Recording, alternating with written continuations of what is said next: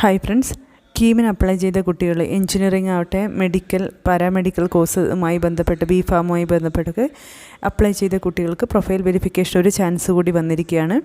നിങ്ങൾക്ക് എന്തെങ്കിലും കറക്ഷൻ നിങ്ങൾ വരുത്തേണ്ടി ഉണ്ടെങ്കിൽ തീർച്ചയായിട്ടും നിങ്ങൾക്ക് മെസ്സേജ് വന്നിട്ടുണ്ടാവും. എങ്കിലും നിങ്ങൾ പ്രൊഫൈലിലൊന്ന് കയറി നോക്കുക.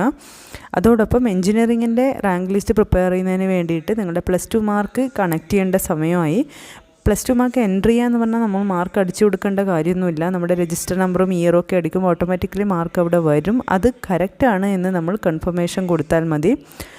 അഥവാ ഇമ്പ്രൂവ് ചെയ്യുകയൊക്കെ ചെയ്തിട്ടൊന്നും വേരിയേഷൻ ഉണ്ടെങ്കിൽ അതിനൊക്കെയുള്ള പ്രൊവിഷൻ അവിടെ അടിച്ചു കൊടുക്കാനുണ്ട്. അങ്ങനെയൊക്കെ വരുമ്പോഴേ നമ്മുടെ മാർക്ക് ലിസ്റ്റിൻ്റെ കോപ്പിയും അപ്ലോഡ് ചെയ്യണം. അല്ലാതെ രജിസ്റ്റർ നമ്പറും ഇയറും അടിക്കുമ്പോൾ ഓൾറെഡി മാർക്ക് കൺഫേം ആയിട്ട് കറക്റ്റായിട്ട് വന്നവരാണെങ്കിൽ കൺഫർമേഷൻ കൊടുത്താൽ മതി.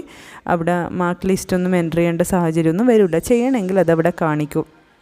അതേപോലെ തന്നെ വേറെ എന്തെങ്കിലും എഡിറ്റ് ചെയ്യാനുണ്ടെങ്കിൽ അവിടെ നമ്മളോട് പറയും ഇന്ന കാര്യങ്ങൾ ചെയ്യണമെന്ന്. അപ്പോഴേ നമ്മളത് ചെയ്യുക. അതിൻ്റെ ബെനിഫിറ്റ് കിട്ടാൻ വേണ്ടിയിട്ടാണ് ചെയ്യുന്നത്. ജൂൺ 2 വരെയാണ് സമയം.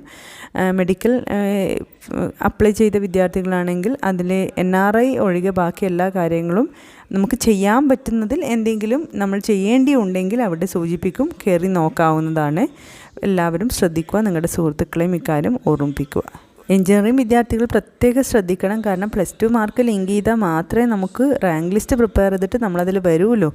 കാരണം 50% വെയിറ്റേജാണ് നമുക്ക് കിട്ടുന്നത്.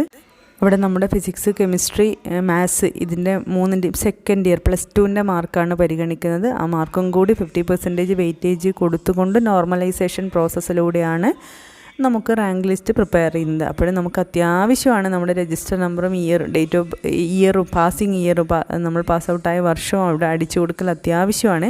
എങ്കിൽ മാത്രമേ നമ്മൾ റാങ്ക് ലിസ്റ്റിൽ ഉൾപ്പെടുകയുള്ളൂ. അതുകൊണ്ട് നിങ്ങളും നിങ്ങളുടെ സുഹൃത്തുക്കളും ഒക്കെ പരസ്പരം കമ്മ്യൂണിക്കേറ്റ് ചെയ്യുക. ആരെങ്കിലും വിട്ടുപോയി ശ്രദ്ധിക്കാതെ പോയിട്ടുണ്ടെങ്കിൽ എഞ്ചിനീയറിംഗ് അഡ്മിഷൻ വേണമെങ്കിൽ ഇക്കാര്യം ചെയ്യേണ്ടത് അത്യാവശ്യമാണ്.